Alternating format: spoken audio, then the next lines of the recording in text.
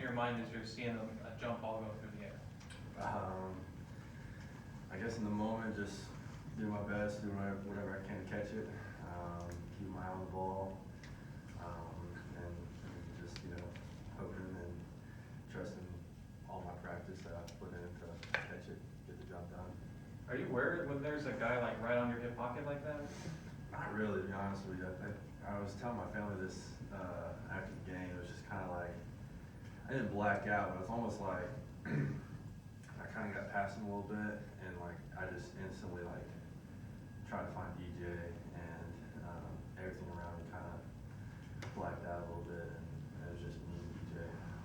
Pretty cool moment. I think Coach Richardson was talking about just the offense building confidence, and especially in the pass game. Obviously, you guys are going back and forth with that.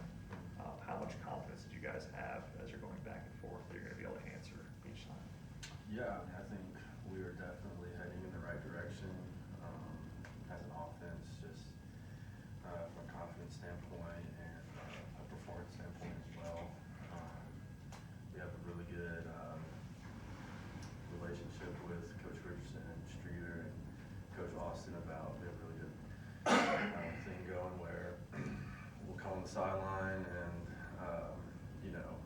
if we see something that they don't see, we're telling them exactly what we see, and they're shooting it up to Coach Streeter, and then, if we need to make any adjustments or change anything, or see a weakness or anything like that, that's what we're doing on the sideline, which I really like.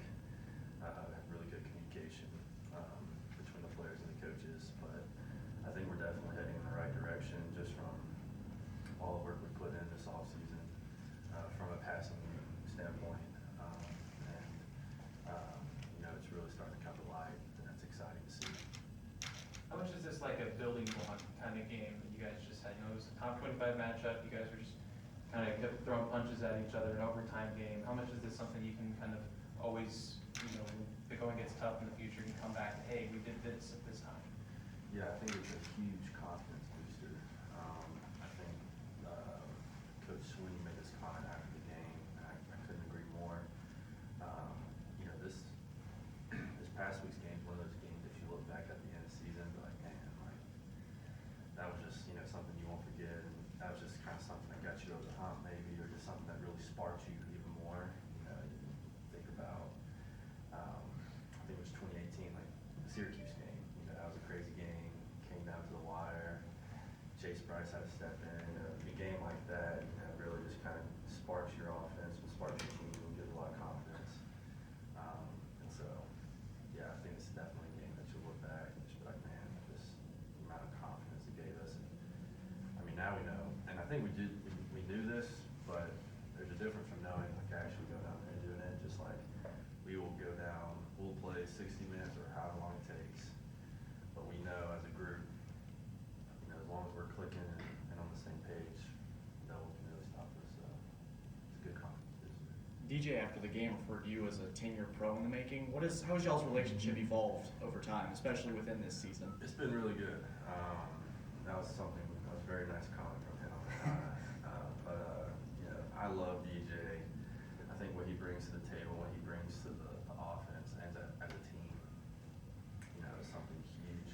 He's a huge piece into just the success of this team, not only the offense, and the relationship with me and him has been really good. We've really gotten to know each other over the off season and last year, just from last year till now, we've gotten closer, just from more like a personal standpoint, not even football. And football, and because of that, I feel like that's kind of helped our football relationship as well, if that makes sense. But man, I would go to war for that guy any day of the week, and I love that guy. Davis, you were talking about the mindset of what this game can do, what last week's game can do for you guys. Does remembering anything about last year's NC State game, does that come to the forefront this week? I mean, yeah. I think Coach Sweeney always says you got a windshield mentality, and that's big. But I mean, kind of in the back of your head, like we went there last year and didn't get the job done. You don't want to do that again, and so that definitely will be in the back of my head, I know. But we got to focus on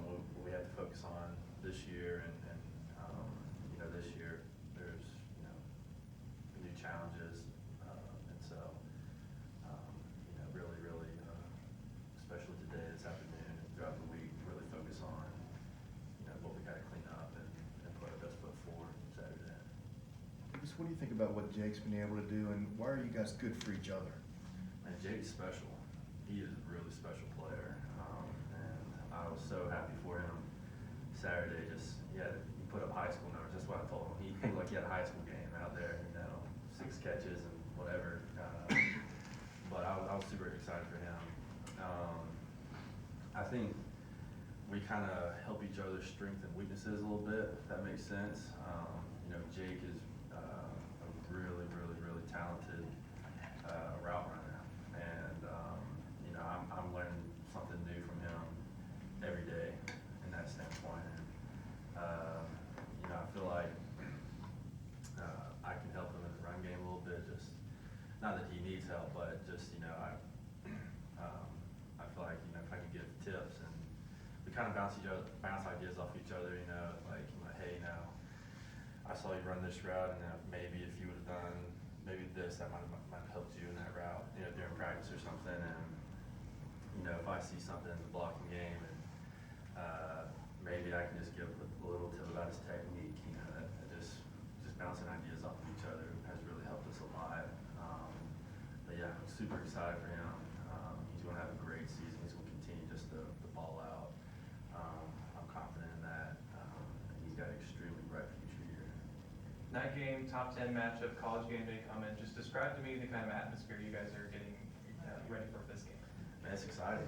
It's really exciting. I was telling my family this the other day too, that I think it might be like the first true college game day experience I've had here at Clemson.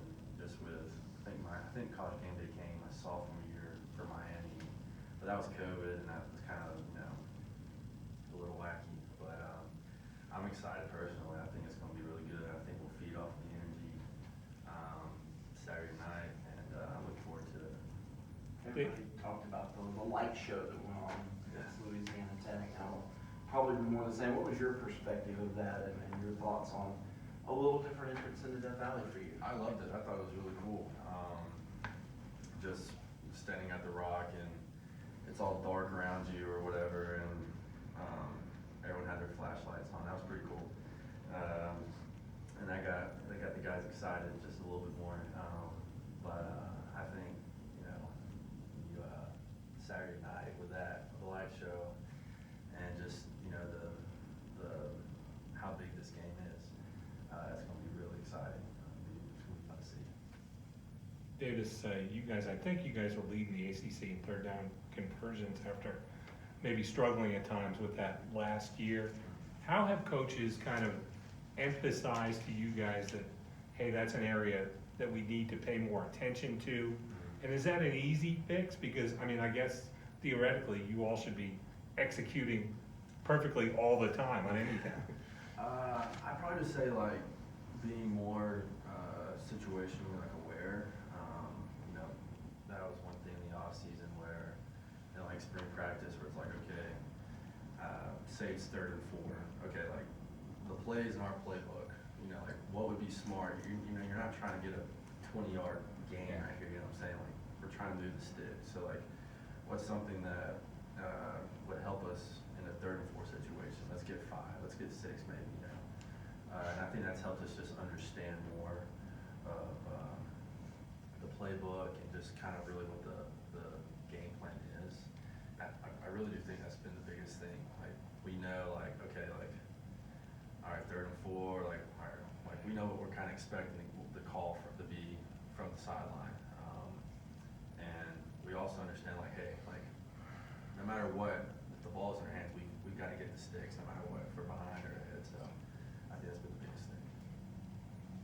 Speaking of NFL tight ends, we know that the best offenses have a Gronk or a Kelsey or an Ertz or a Kittle or somebody. Is there a player that you watch in the league that you're like, yeah, I think I'm this guy or I could be this guy one day? I love watching Gronk just because he was exciting to watch, and I think he's a pretty funny dude off the field. I'll say this, I love watching Jason Witten growing up. I don't know why. I didn't really play tight end growing up. I played linebacker, but I just kind of liked how he played the game.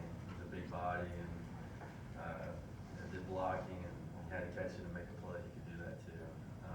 And so I still watch his highlights every now and then. But someone now, I mean, I like how Kittle blocks. I think Kittle really is just like a big energy guy when it comes to blocking. And I like Dallas Schultz from Dallas. I just like how he plays in both run and pass games. So.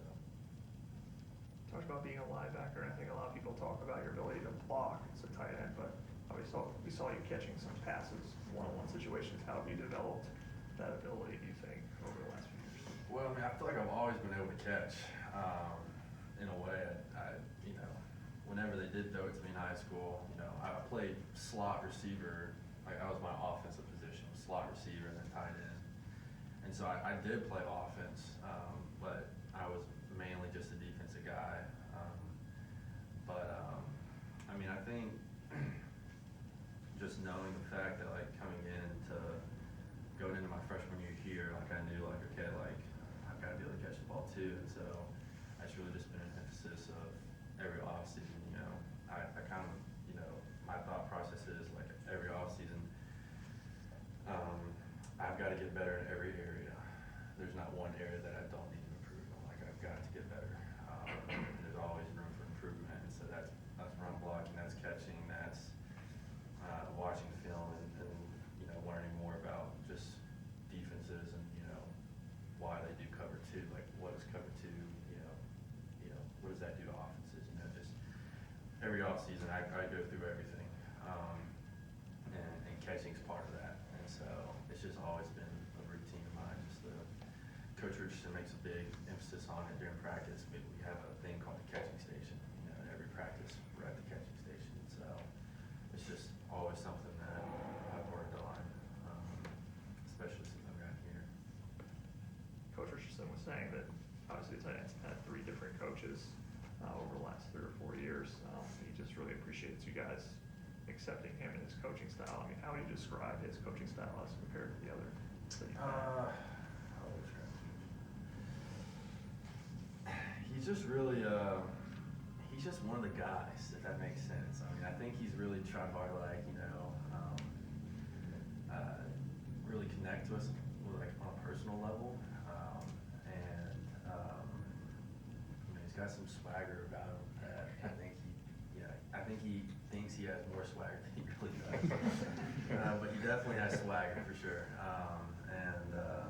You know, he's really just trying to make that personal connection. Like, he doesn't talk to us like, you know, like he's some big, like, authority guy. You know, it's like he's part of the tight end room just like we are, and, you know, he's just here to try to help us along our journey. And I've really respected that from him, and he's done a great job. He really has, and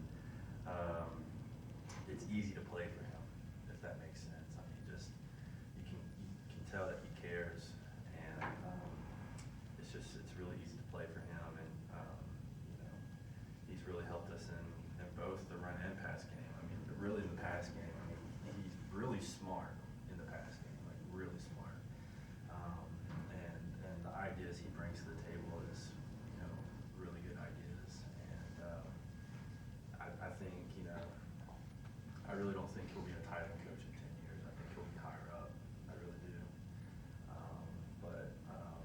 I think the main thing is probably the personal connection. Just he's really, you know, made a bond with each and every one of us, you know, that I respect.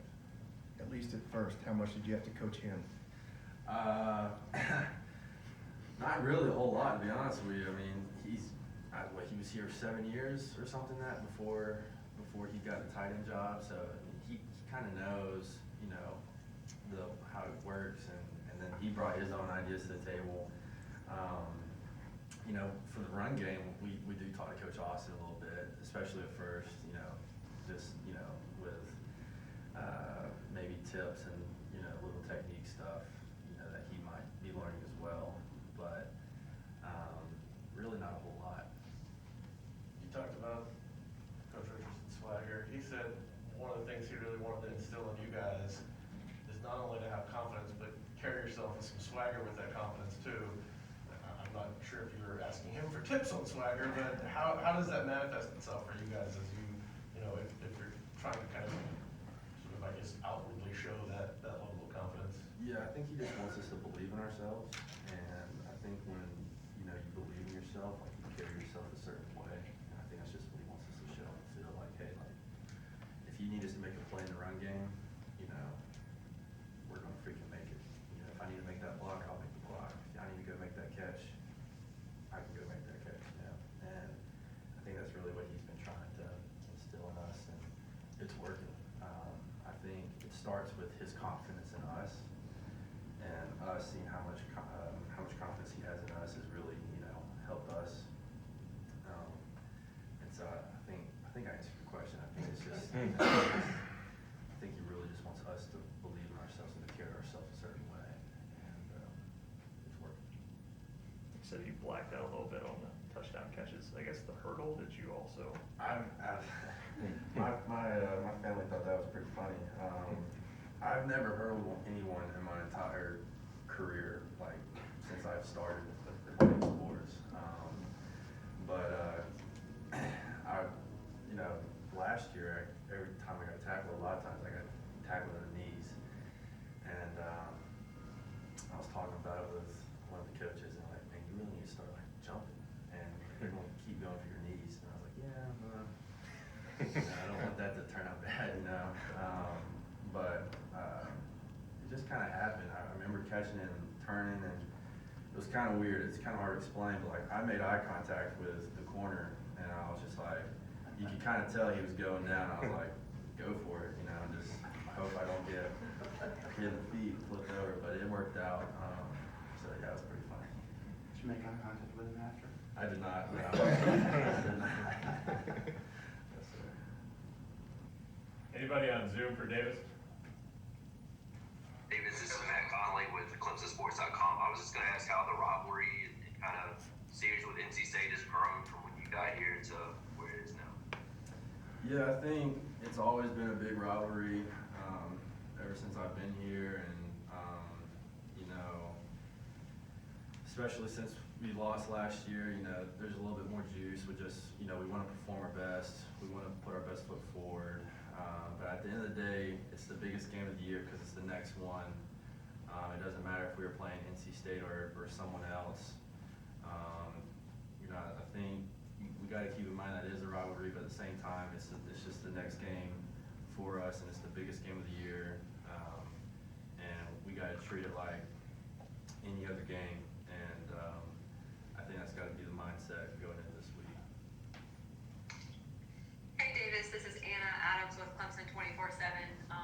Coach Richardson was just talking about the physicality of State's defense and kind of they'll push you around, bully you a little bit. Just how important, I guess, is that physical mindset for you guys this week, especially maybe in the run game, going up against this defense? Yeah, we've got to have really good technique this week. They have a very good defense, extremely talented, well coached, and so we've really got to be on our P's and Q's when it comes to really the run and pass game, but especially the run game for sure. And just I think that just comes with really stressing good technique this week in practice, and really working on you know, pad level and leverage, and at the end of the day, you got to have a mindset of, you know, you're not going to be outworked. But again, they have a really good defense, really good D-line, and some really good linebackers, and so we've really got to be on top of our game because they will push you around if you let them. Hey Dennis, Trevor Gross from CUTigers.com. The offensive line did a really good job giving DJ a pocket on Saturday, and he's had a bunch of touchdowns on the scramble drill this season. How much do you think his patience in the pocket has been a part of your offense's improvement? Yeah, I think, you know, he's done a really good job in that area. You know, I've said this before, I think DJ's just being DJ. And, you know, offensive line is doing their job for sure. I think they're really clicking right now, and they've got a lot of confidence, and I think that helps a lot too. Just with, you know, understanding the game plan and understanding whoever we're playing. But I think, you know, DJ's just being DJ, and, you know, I think everyone's really starting to see what he can do.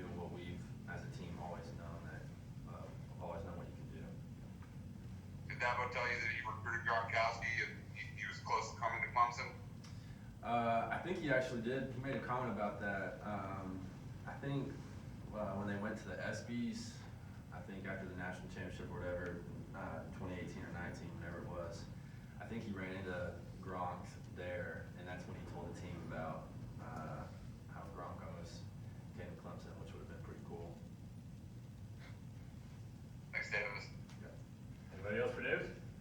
You were talking about, you really like that you can communicate to Kyle Richardson, some things you're seeing on the field that goes back up the street, or whether it was the Wake Forest game or any of the other games. Can you remember a situation where you saw something you were able to communicate it up? It's just little things like, maybe if the linebackers are biting hard, like, hey, maybe let's, try to get the same look, but, maybe take a shot, do something that makes them trigger on their read really hard, and then, try to trigger them in some way, or, maybe a defensive end's really, shooting the gap, crossing face, like pinching hard.